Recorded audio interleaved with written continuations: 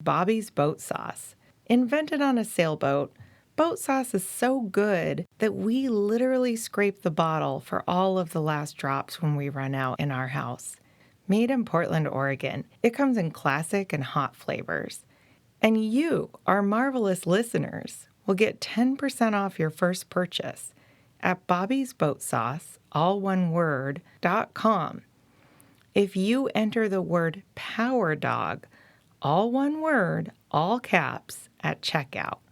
We are super fans. Give it a try, and you will be too. I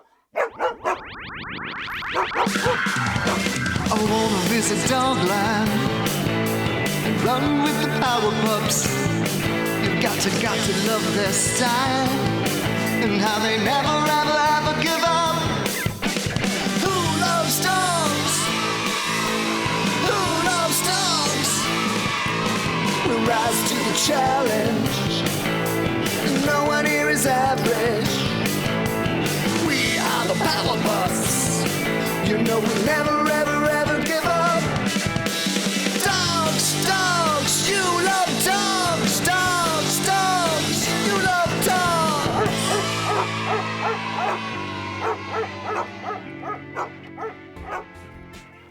Hello, friends, and thank you for tuning in for episode 10 of season 1 of The Adventures of Power Dog in Dogland. We had a pretty exciting cliffhanger at the end of episode 9, so I'll bet you'd like it if I would just jump right back into the story, right? No!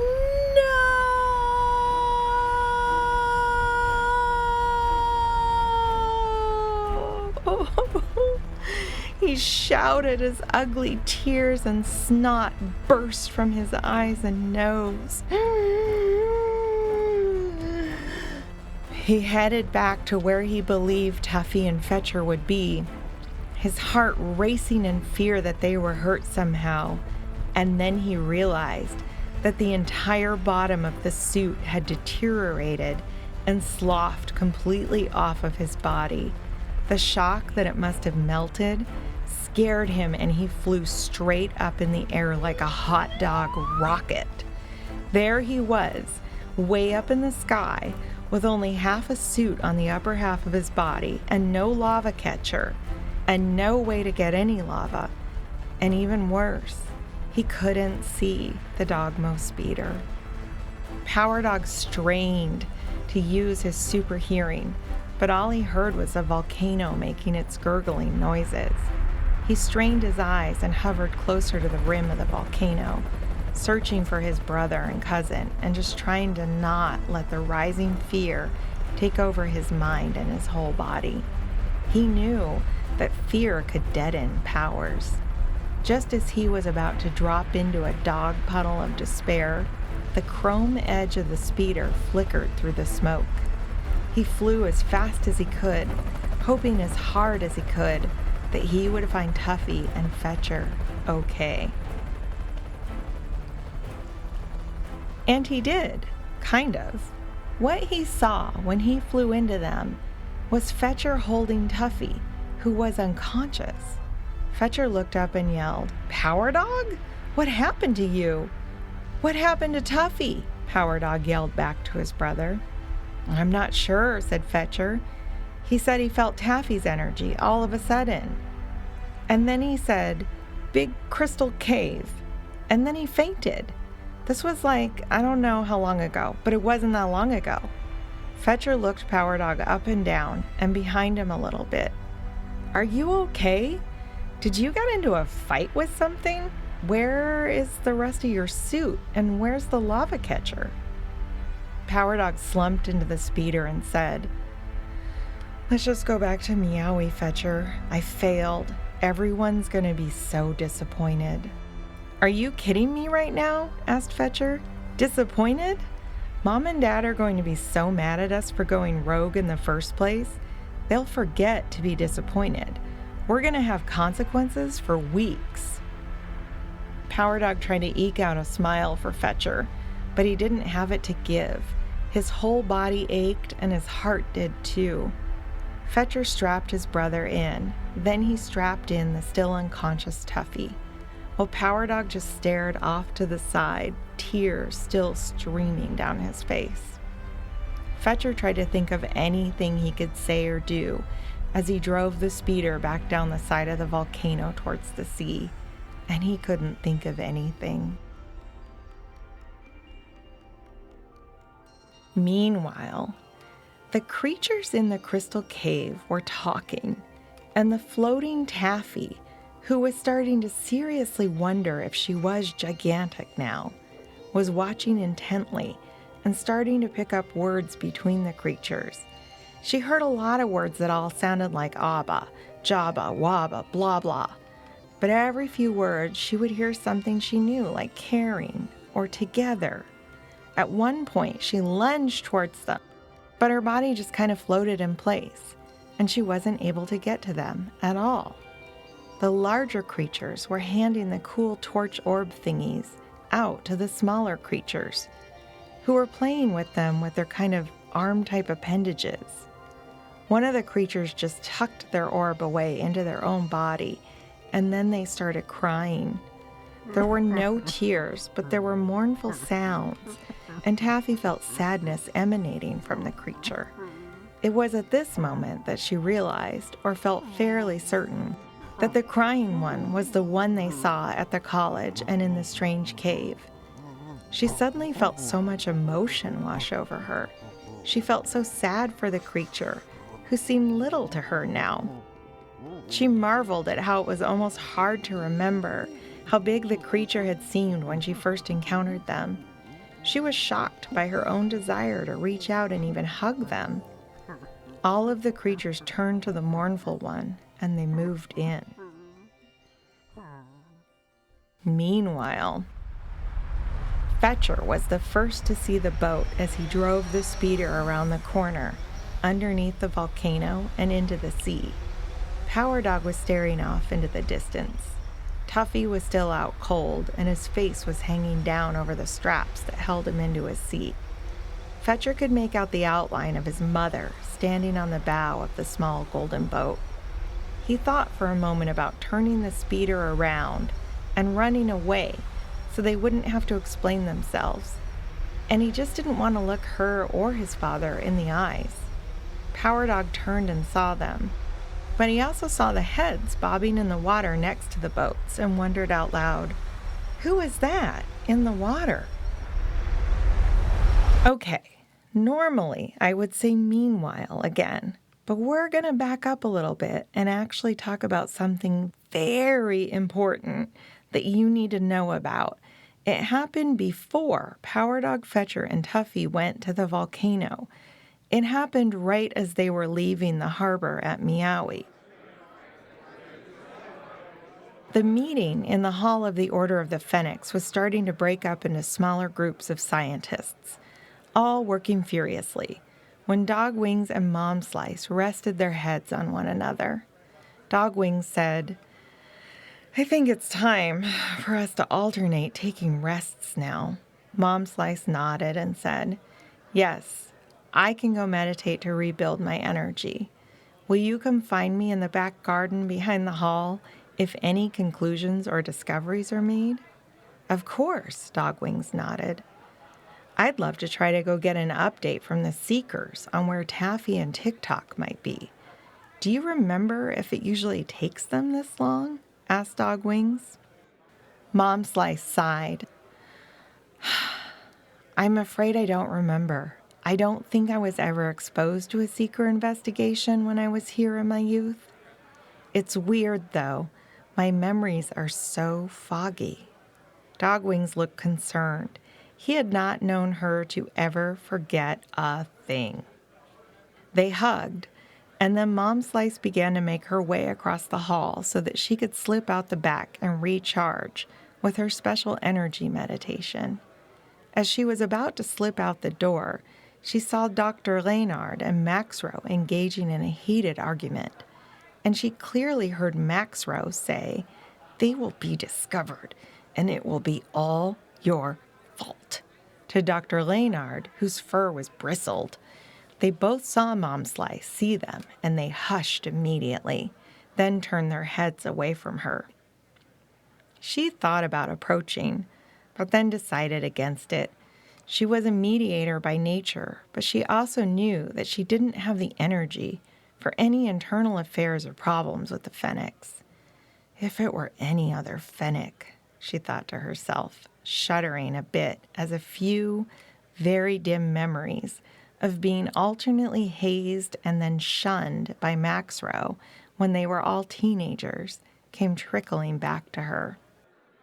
It felt very unsettling to not fully recall. Her memories of her entire life were clear and vivid, except for the exact time period of her studies on Meowie. She let out a small sigh and stepped out into the hazy sunshine of the back garden. There was a beautiful, massive banyan tree with a hollow in its center that created a bit of a natural shelter, and she found it soothing to crawl into it and settled in for some good meditation. She made a mental note to show it to her kids later. They would love it. They loved caves and hidey holes and places that felt as magical as this one. Once inside, it did feel as if the banyan's vines and branches and branch trunks were hugging her. Its large, leathery, dinner plate-sized leaves made a perfect shade canopy for her that also helped conceal her and made it a great spot for dog watching from across the garden.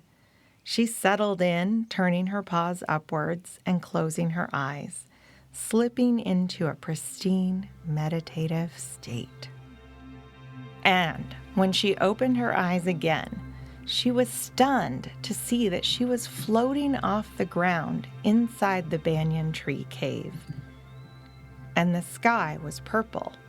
In fact, nothing looked quite normal. She startled for a moment, wide-eyed and alert to everything. The big leaves of the tree were swaying, but there was no wind that she could feel on her fur.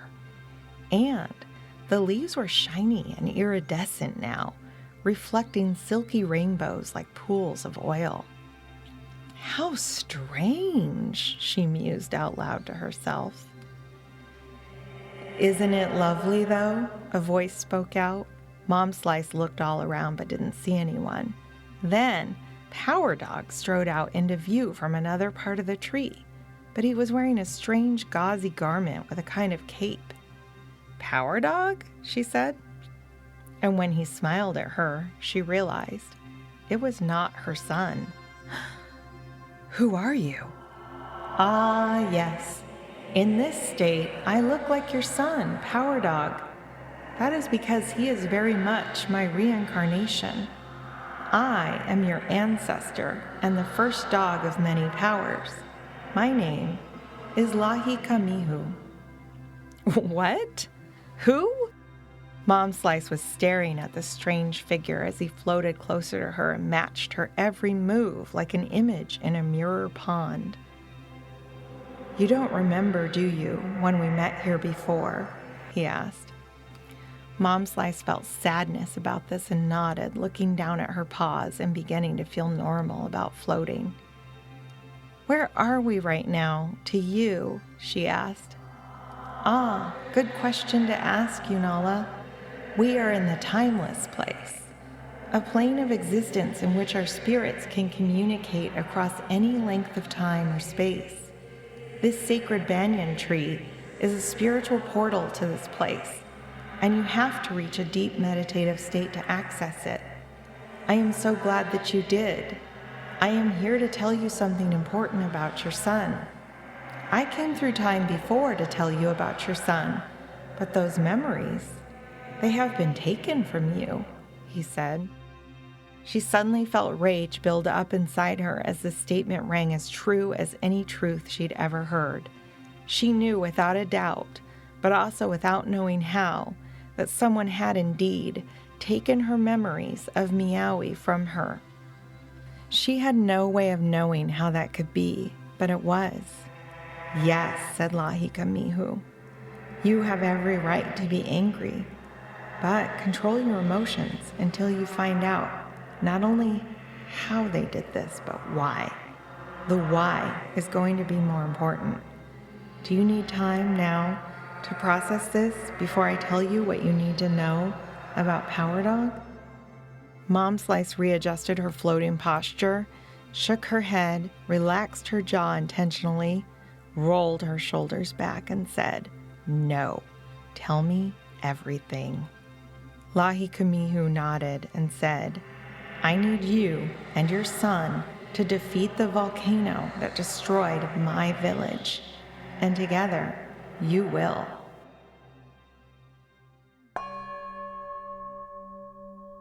Meanwhile, Taffy, in the crystal cave, thought, what if I could reach out to Tuffy from here? She looked down at her floating body, which she was pretty sure was huge now, and she scrunched up her face, which resulted in another fun air somersault, which made her laugh a little. She looked up quickly to see if the creatures heard her laugh, but she was pretty certain that she was invisible to eyes and ears. "I don't know what happened, but I think I'm extra powerful now that I'm big and floating," she said out loud to no one. She scrunched up her face, made fists, and tightened all of her muscles and just started saying Tuffy, Tuffy, Tuffy, Tuffy, Tuffy, Tuffy, Tuffy, Tuffy, over and over again. When she unscrunched her face and opened her eyes, she was hurtling through space at flying speed. "Oh, my dogs!" she hollered, and then she entered a rainbow funnel cloud vortex. And next thing you know, she was back at the dog college on the moon above Lictopolis. What? She yelled as she tried to step onto the soft, lush grass in the central garden. But she could not, as she was still floating just like in the crystal cave. Next, out of seemingly nowhere, Tuffy came bounding up, and then she looked down as a gigantic appendage seemed to come from her own body to protect her face, and swatted Tuffy away like a wee doggerfly. "What?" She barked out in shock and anguish. "No!" It hurt her to see her brother get tossed like a doll. "Tuffy!" she yelled. "Whatever this is, I want out." It was in this moment that she felt her connection to Tuffy again, but he was not here with her. He was somewhere very warm, and she could tell. She transmitted the thought, "Where are you?" and got back, "It's hot here." She hollered out loud, "I was in a crystal cave! Come find me, Tuffy!" Right before she saw herself come bounding up and jump right on top of her, barking, "You better explain yourself!" And then everything went black. Back on Meowie, Mom Slice emerged from the banyan tree, her mind and purpose clearer than they had ever been. Then she heard an alarm sound and heard shouting from inside the great hall of the Order of the Phoenix.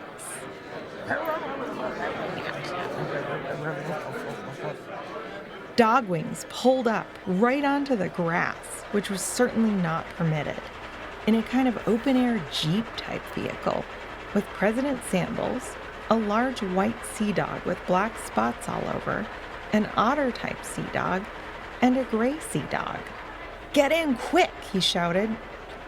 "I'll explain on the way." Mom Slice saw Phoenix scampering to and fro as Dogwings drove the Jeep as fast as it would go out to the harbor. Condro was waiting in their small golden speedboat and beckoned them to join. The sea dog slid into the ocean as President Sandals, Dogwings, and Mom Slice hopped into Condro's boat. "Where are the pups?" she hollered. "Oh, we're going to get them now, and you are not going to be happy with what they have done," shouted Dogwings, and they were off, headed towards open sea and the volcano.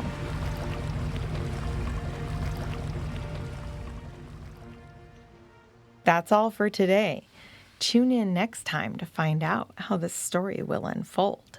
Now I'm joined by my 6-year-old co-author for a dog joke and some banter. Hi, Hank. Hi. Hey, Hank. Do you want to visit a banyan tree with me someday? Yes. Me too. We don't really have any near us where we live in the Pacific Northwest, but I have seen a couple of amazing banyan trees. One time, I went and visited a gigantic banyan tree on an island called Maui. Does that sound familiar? Meowie. It was in a little town called Lahaina, and it was planted in 1872, and it is the largest in the United States. It looks like a forest, or like a little forest. But it's like a tree. It's all one tree. Isn't that cool? Uh-huh. Yeah. I also have a pretty funny dog joke for you today. Are you ready for it? Yeah. Okay. Promise not to groan. Yeah. What do you get when you cross a frog and a dog? What? A Croaker Spaniel.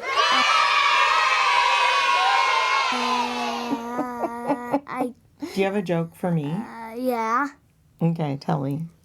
What happens if you cross a party and a cat? What? An in-fight. Yep. Invite. Instead of invite. Invite. I know, that's really Invite. clever. And once again, listeners, thank you. We hope you will subscribe and join us next time to hear more of this story. Stick around as we close out this episode, as we have a special treat for your ears, courtesy of the band Poor Lolo. The song is called Animals Should Live Forever, and I couldn't agree more. Thank you to Poor Lolo for putting our feelings into music that we can sing along with and dance to as well. We will post more information on our website and social media, and your grown-up can help you find more Poor Lolo tunes at poorlolo.com. If you liked what you heard, you can see more content at our website, powerdogadventures.com. There you can sign up for our infrequently emailed newsletter and also submit any good dog jokes, or really any jokes. We'll also be forever grateful if you feel like telling your friends about the show. Special thanks to the inimitable Jason Roark, who makes these stories sound extra good with his wise counsel, recording, sound design, and even original music. Additional thanks to our friends and family and community. Thank you as well to a group of wonderful experts and artists listed on our website for guiding us through this process to bring these adventures to you, dear listeners, to whom we give our deepest gratitude. This podcast is made possible in part by funding provided by the Regional Arts and Culture Council in Portland, Oregon. Thank you, RAC.